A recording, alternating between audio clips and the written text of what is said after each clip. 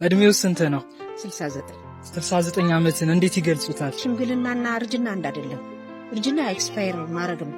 ሽምግልና ግን በእውቀትም በማስተዋልም ማደግ። ተዝረከረከ ሽምግልና መሆን የለበትም። ያርጅና ነው። ወደ ሽምግልና ስትመጣ ግን አዋቂ መሆን አለብህ። መምከር መቻል አለብህ። መቆጣት መቻል አለብህ። ቁጣህ በፍቅር መገለጽ አለበት። እስካሁን ሲኖሩ ያደረጉት ቁም ነገር ትልቁ ነገር ምንድን ነው? በትምህርቴ ሰክሰስፉል ነኝ። ማስተርስ ሰርቻለሁ።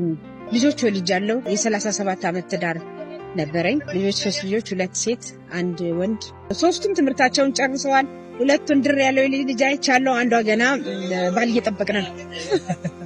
በወጣትነት ዘመኑ ውድ ዋጋ ያስከፈሉት ስህተት ነበር? ምን ነው በዛን ጊዜ አሁን የማውቀውን ያህል እግዚአብሔርን ባውቀው እሱ ነው።